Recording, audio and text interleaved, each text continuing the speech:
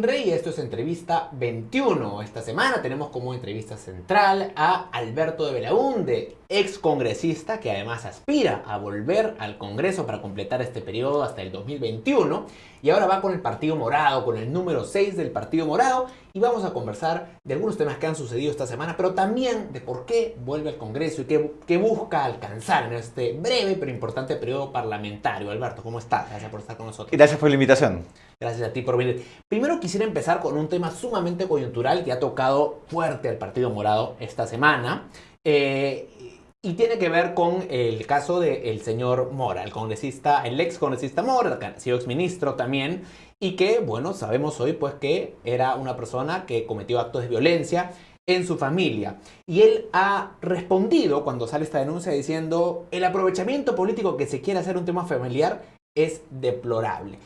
¿Qué reacción te merece a ti esta respuesta del señor Mora? Bueno, los casos de violencia nunca son temas familiares ni temas privados, ¿no? Lo fue mucho tiempo, así fue considerado, incluso por la ley, ¿no? Pero ahora felizmente existe el consenso en el camino adecuado, ¿no? Que este es un problema de orden público, ¿no? Y yo estoy muy satisfecho de la rápida reacción que ha habido en el Partido Morado. El señor Mora es un excongresista prestigioso, es líder, fundador del partido, probablemente iba a ser elegido la próxima semana, y aún así la reacción del Partido Morado fue muy clara y sin ningún tipo de actitud ambivalente, ¿no? Se le pidió la renuncia inmediata tanto a la candidatura como al partido. Esto habla de una manera distinta de hacer política, ¿no? Todos creo recordamos en el país el caso del señor Mamani, que hasta el día que se disolvió el Congreso siguió siendo integrante de la bancada de Fuerza Popular sin que haya habido ninguna sanción por parte del partido. Y claro, en este tipo de casos, en los casos de violencia de género, de violencia familiar, el agresor está agazapado alrededor nuestro, ¿no? Puede ser un familiar a quien quieres muchísimo, pero que en casa es violento con su esposa. Puede ser un compañero de trabajo por el cual guardas muchísimo respeto. Puede ser el vecino simpatiquísimo que te saluda en las mañanas y no tienes cómo saberlo. Pero una vez que lo sabes, no puedes ser ni cómplice, ni guardar silencio, ni mirar para otro lado. Ahora, pero en el caso del señor Mora, este tema ya incluso había una denuncia de por medio. Entonces, ¿no también hay cierta responsabilidad en los partidos cuando componen sus listas, invitan a... Porque, bueno, el señor eres militante, ¿no? Pero no hay un esfuerzo por también revisar los antecedentes, denuncias. ¿No hay ahí un error por parte del Partido Morado? Lo que sucede es que el Partido Morado ha revisado todas las bases de datos que son accesibles, que son básicamente datos de sentencias. Y en este caso, lamentablemente, no hay una sentencia.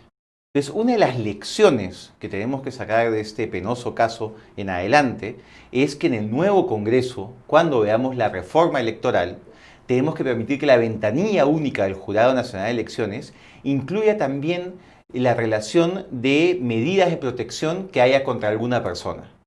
Y que esto aparezca también en la hoja de vida. No es una sentencia, por supuesto que no, pero tanto los partidos políticos como la ciudadanía tienen que tener el derecho de saber si es que un candidato, alguien ha pedido garantías para protegerse de un candidato o no. Sobre todo si esta persona está aspirando a llegar a un cargo de poder que podría poner en un estado de mayor vulnerabilidad a la persona que pidió garantías. Entonces es un tema de asegurar que la información esté disponible. El Partido Morado no tenía acceso a esta información y solo ha podido actuar ex post y creo que ha actuado de manera correcta.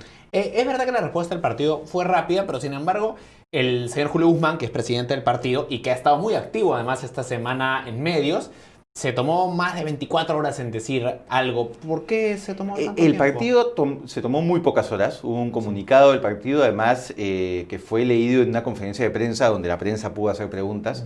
Fue leído por el secretario general, que es Rodolfo Pérez. No estuvo en esa reunión Julio porque estaba fuera de Lima, en campaña, ¿no? Y lo que él prefirió fue esperar a que la carta estuviera ingresada al Jurado Nacional de Elecciones para demostrar que esto no es solo un discurso, esto no solo son las 8 propuestas que estamos llevando por la equidad de género en el plan de gobierno. Hay también acciones concretas que demuestran el compromiso del partido y de sus integrantes para luchar contra la violencia de género. Ahora la pelota está en la cancha del Jurado Nacional de Elecciones, esperemos que esté a la altura de las circunstancias. El señor Mora ha dicho que Julio Guzmán y el partido han actuado de manera desleal. ¿Consideras tú que separar al señor Mora es algo desleal? Creo que es la decisión que correspondía. Yo me imagino que muchos militantes están sorprendidos, dolidos con la noticia que salió, pero hay un consenso generalizado que en estas circunstancias el señor Mora no puede continuar. El señor Mora ha sido un congresista muy importante y también tengo entendido que ha sido alguien muy importante para la militancia, pero ese no es el cuestionamiento, ¿no? El cuestionamiento es muy claro y es muy duro, particularmente en esta coyuntura y en esta crisis humanitaria que vivimos en el país con la violencia con la mujer. Ese es el motivo por el cual ha sido separado. Un tema vinculado. Esta semana, Julio Guzmán en una entrevista básicamente pone al mismo nivel a la extrema derecha con el feminismo, ¿no? ¿Qué opinión te merece esto? ¿El feminismo es una posición extrema? No, lo que él habló de que habían feminismos extremistas, ¿no? No dijo que todo el feminismo era extremista. Yo no comparto la frase, ¿no? Yo he trabajado durante 3 años en el Congreso de la República con todos los colectivos feministas con los que he podido trabajar y siempre he encontrado gente muy comprometida y no he visto ese extremismo. Pero creo que la lección de esta situación es la siguiente, ¿no? Yo no dudo del compromiso tanto de Julio Guzmán y el Partido Morado con esta agenda. O sea, yo he estado en las reuniones que han formado este plan de gobierno, es un plan de gobierno de avanzada en temas de equidad de género y así ha reconocido tirios y troyanos. En esas reuniones estuvo Julio Guzmán y el compromiso me parece muy claro. Pero lo que nos ha mostrado el feminismo en los últimos años es que uno no puede dejar de aprender. El feminismo implica aprendizaje. Yo aprendo todos los días del feminismo. Y creo que aquí hay una oportunidad de aprendizaje para que el lenguaje que utilizamos a la hora de expresarnos se condiga con el compromiso real que existe en la propuesta del Partido Morado con la equidad de género. ¿Tú te consideras feminista? Por ejemplo, esa es una lección súper interesante. Yo me considero feminista, pero he escuchado a muchas corrientes del feminismo que sostiene que en realidad los hombres, más que ser feministas, que es una manera como de apropiarse de la lucha, somos aliados del feminismo. Eso es algo que yo he aprendido recientemente y digamos, con mucho respeto lo acepto, ¿no? Entonces sí, yo me considero un aliado del feminismo. Ahora, volviendo a las declaraciones del señor Guzmán, y creo que es un poco la percepción que hay en torno al partido en general, es esta vocación de tratar de quedar bien con Dios y con el diablo de manera permanente, ¿no? ¿Se puede quedar bien con todos? Yo creo que es un partido al revés, que se compra los pleitos, ¿no? Y el motivo por el cual yo acepté esta invitación es que han sido años muy difíciles donde quienes estábamos en el Congreso teníamos el apoyo de la calle, de la ciudadanía, sin duda, pero desde la política muy pocos aliados, ¿no? Y siempre estuvo el Partido Morado para pronunciarse en contra de la censura de Jaime Saavedra, para defender la reforma universitaria, para defender el enfoque de género, para defender el derecho de la ciudadanía de ir a referéndum para decidir sobre la reforma política. Es un plan de gobierno donde se dicen las cosas claras, donde se habla de matrimonio igualitario, de despenalización del aborto, donde se habla claramente de un discurso anticorrupción contra los criollos blancos y sus aliados. Es un partido que el 30 de septiembre, mientras nosotros estábamos por nosotros hablo de Gino Costa y yo, y por supuesto muchos congresistas más, defendiendo la democracia al interior del Congreso contra el abuso y la prepotencia de la mayoría, el partido estaba en las calles protestando junto con los ciudadanos.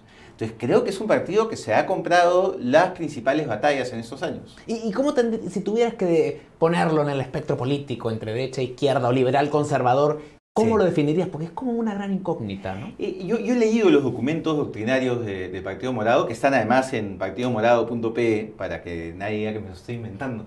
Pueden revisarlos en la página web, y hablan del republicanismo. Republicanismo entendido como esta corriente ideológica más desarrollada en España, no el republicanismo norteamericano, que es más conservador.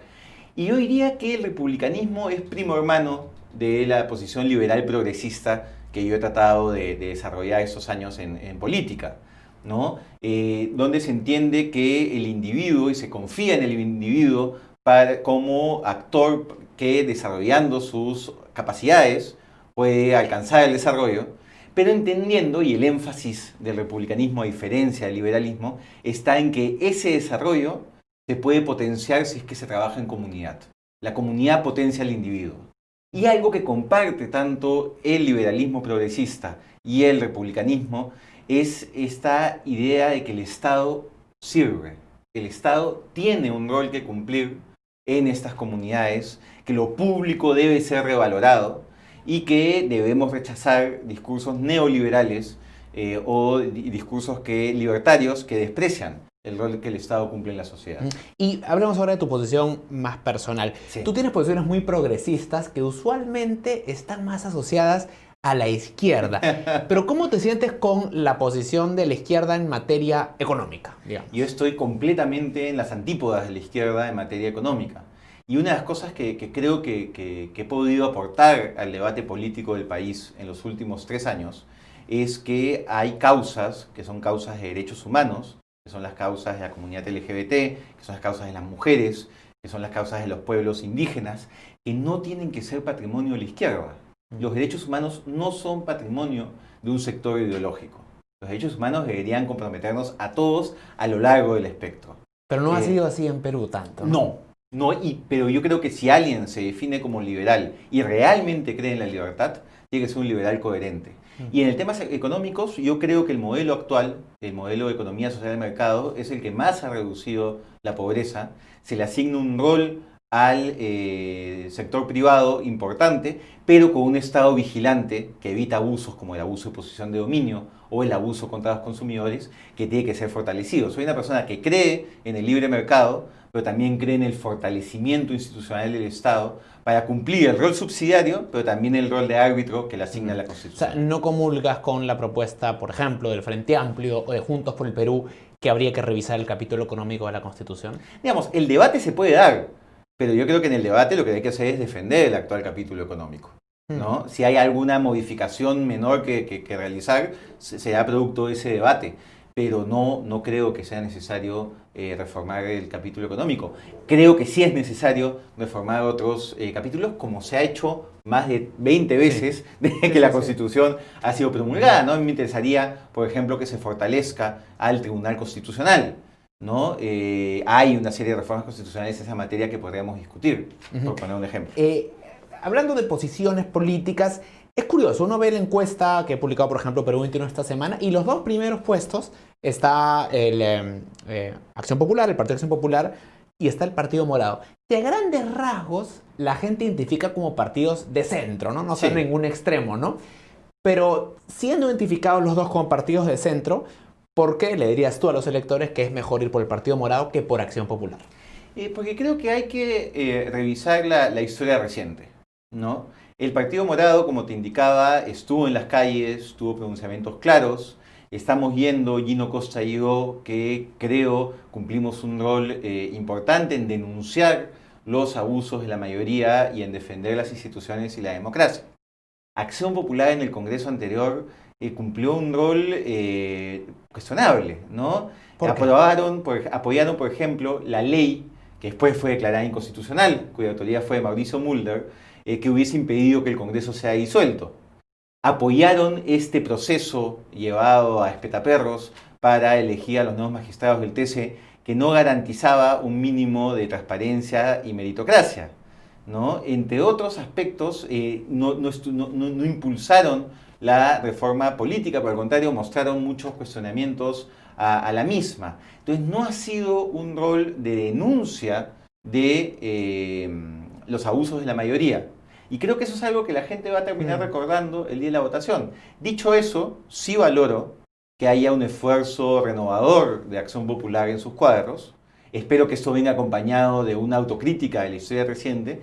Y yo creo que el Partido Morado va a trabajar en equipo con Acción Popular y con otras bancadas democráticas para llegar a los consensos mínimos necesarios para que este Congreso breve pueda ser un Congreso exitoso. Ahora, hay voces incluso dentro del Partido Morado que llegan a calificar a Acción Popular como una eventual aliada del fujiaprismo, digamos. ¿Compartes esta perspectiva? Yo creo que en varios momentos extrañamos en Acción Popular una posición más firme, ¿no? Incluso el presidente de ese partido tuvo expresiones parecidas a las que ha señalado, ¿no? El señor Mesías Guevara, ¿no? Entonces, esperemos que en este nuevo Congreso sí podamos impulsar estas grandes reformas y que no caigamos nuevamente en esta lógica perversa que instaló el fujimorismo en el Congreso pasado de imposición y no de consenso. Una de las cosas que me lleva a postular el Congreso es que, siendo este un Congreso breve, y yo teniendo la experiencia reciente del Parlamento, yo puedo ser congresista desde el día 1. ¿No? Ya tengo buena parte de los proyectos de ley que son parte del plan de gobierno listos, porque son proyectos de ley que presenté y fueron ignorados por el fujimorismo, que pueden ser presentados el primer día y pueden ser debatidos en corto tiempo. Por ejemplo, si no actuamos rápido, los peruanos en el exterior, muchos de los cuales nos están viendo, no van a poder votar en 2021 por un párrafo que quitó la señora Barta de la Comisión de Constitución en la reforma electoral aprobada en el Congreso. El proyecto de ley ya está listo, lo presentamos como bancada liberal antes que se disolviese el Congreso. Entonces, este proyecto de ley puede ser presentado el primer día, no requiere mayor, digamos, análisis profundo porque es volver a lo que ya existía y podría ser exonerado de comisión y aprobado en el primer pleno, porque se trata de proteger el derecho fundamental a la participación política de miles de peruanos que están fuera del país. Esta semana el Tribunal Constitucional finalmente declaró infundada la demanda competencial que había presentado el señor Olachea y básicamente se zanja el tema de la disolución del Congreso, se concluye que fue constitucional.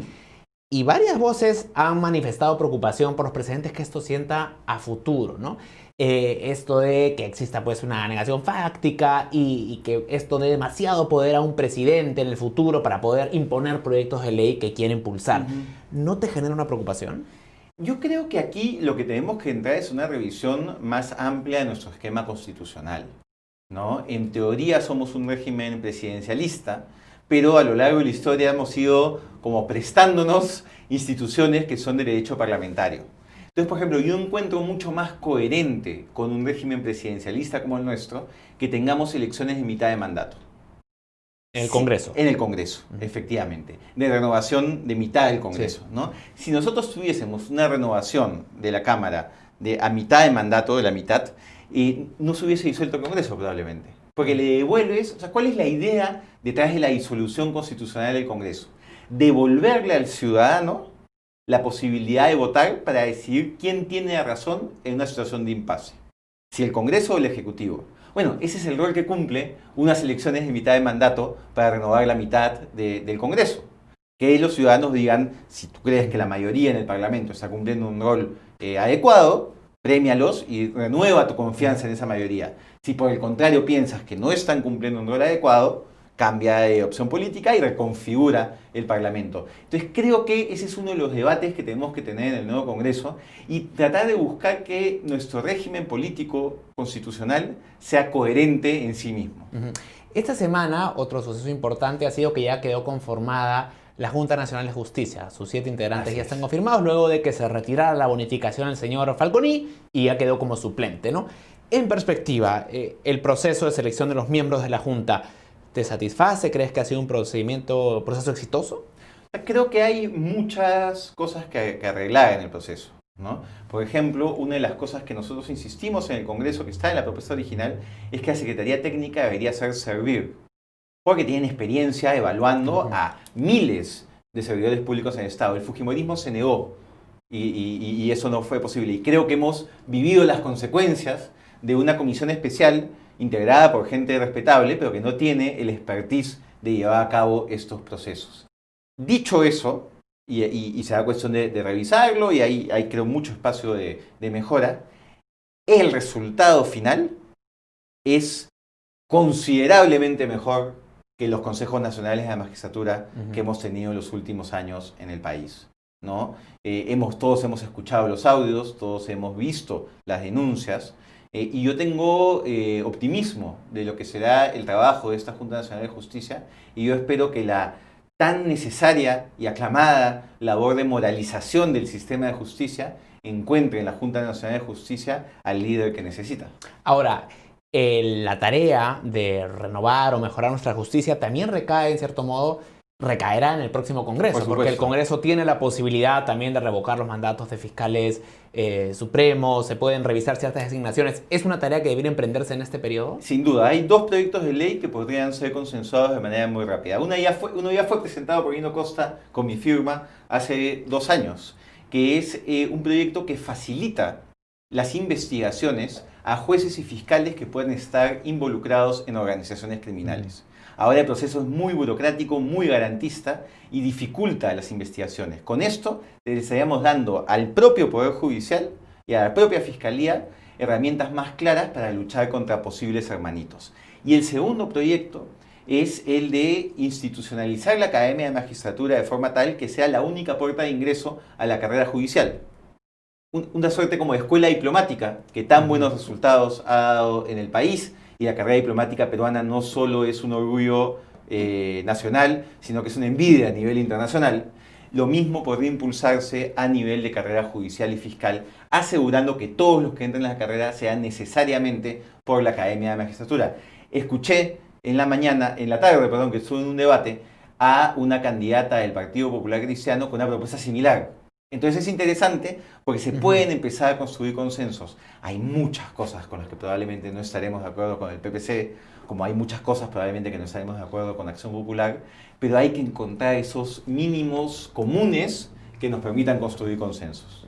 Quisiera plantearte un tema que no ha salido prácticamente absolutamente nada en esta campaña, brilla por su ausencia, y tiene que ver con el medio ambiente. Sí. Es increíble cómo nadie ha mencionado el tema en esta campaña, ¿no? ¿Hay un rol para el Congreso en este tema? Sin duda, sin duda. Justo uno de los temas que estoy tratando de levantar en estos días es el tema ambiental. El Congreso tiene una tarea inmediata, pero digamos, apenas instalado, ya el Ejecutivo mandó al Congreso el convenio internacional, el Tratado de Escazú, que es un tratado regional que lo que permite es fortalecer la democracia ambiental, a través del derecho de participación en temas ambientales, el derecho de acceso a la justicia y el derecho de ser consultado y el derecho de acceder a información en temas ambientales. Este es un tratado que fortalece la institucionalidad ambiental, que ha sido firmado por el Ejecutivo, pero necesita la ratificación del Congreso, con lo cual podríamos tenerlo en muy pocas semanas. Pero no es el último tema. Yo soy uno de los autores de la ley que restringe los plásticos de un solo uso. El Congreso que ha sido muy efectiva. Así es. Y porque ese tipo de leyes no solo son efectivas por la regulación misma, sino por la conciencia que esto genera en los distintos actores del mercado y en la sociedad. Entonces, muchos están yendo más allá de lo que la ley indica y eso está muy bien. Pero hay que hacer un seguimiento para ver cómo está funcionando y si tiene que ser perfeccionada. Hay que hacer seguimiento a los 153 compromisos del Estado peruano en el marco del Acuerdo de París de lucha contra el cambio climático. Vivimos en una emergencia ambiental y yo coincido contigo que este debería ser uno de los temas centrales del discurso político. Hay que volver un tema central del discurso político y hay que trabajar, hay que ubicar a la gente con compromiso real con el ambiente en las distintas bancadas y formar una suerte de coalición interbancadas a favor del ambiente, una suerte de green caucus, ¿no? Para usar un término de los gringos, ¿no? Una suerte de impulso multipartidario a la agenda ambiental, porque también podríamos ver los temas de fiscalización. En la ciudad de Lima, por ejemplo, tenemos unos aires más contaminados. ¿Están funcionando las revisiones técnicas? Ahí hay un rol de fiscalización que cumplir. Nuestras lomas están siendo cuidadas de manera adecuada. Parecía que no. Entonces, hay una serie de labores tanto legislativas como de fiscalización y como de representación que tienen que llevarse a cabo. Bien, finalmente, Alberto, tú sabes que tu oficio es uno de los más desprestigiados en el Perú, no sé si en el mundo, pero por lo menos en Perú, ciertamente, sí, ¿no? ¿Cuál es la importancia? Tú eres una persona joven que ha logrado notoriedad en la política. ¿Por qué es importante que hagamos política? Los jóvenes, sobre todo. Mira, yo cuando voy a mercados, cuando converso con gente en la campaña, la impresión inicial que te puedes llevar es que la gente odia la política, ¿no? Pero tú le preguntas a una señora en una tienda cuál es el principal problema que ella ve y curiosamente todos se responden. Nadie te dice, no, sabes que prefiero no hablar de este tema. Todo el mundo tiene la necesidad de expresarse, ¿no? Y cuando lo hacen, nunca plantean problemas individuales. Siempre plantean problemas comunitarios, problemas del colectivo, ¿no? La seguridad ciudadana, y la violencia contra la mujer, y te habla de una vecina o de una amiga que le ha pasado algo. Y no solo te plantean el problema, sino que ellos mismos te plantean lo que, de acuerdo a su mirada, debería ser parte de la solución. Entonces, la gente no odia la política. La gente odia a los malos políticos. Aquellos que no entienden que la política se trata de buscar y trabajar por el bienestar común, de revalorar lo público para que cada uno pueda alcanzar sus metas, para que cada uno pueda desarrollarse. Y uno hace política en la universidad, uno hace política en sus barrios, uno hace política también a nivel, digamos, de Congreso y de autoridades. Pero esta mirada hacia lo común y hacia dónde podemos ir para mejorar es una mirada política que todos tenemos. Es cuestión de asegurar que los espacios de representación lleguen los mejores, los más talentosos. Y que sepamos que en política todo espacio vacío se llena. ¿Sí? Si tú no participas, alguien más va a participar en ese espacio, ¿no? Bien, Alberto, muchas gracias por tu tiempo. Muchísimas gracias. Gracias. Alberto Belaúnde va con el número 6 del Partido Morado en esta elección que tendremos el 26 de enero. Ya solo una semana nos separa de este proceso. Es muy importante que usted haga un voto consciente, informado. Es un periodo clave para nuestra democracia. Es breve, pero muy importante. De modo que es tarea de todos nosotros elegir un mejor Congreso. Con permiso y sigan atentos en la programación de Perú 21 Televisión.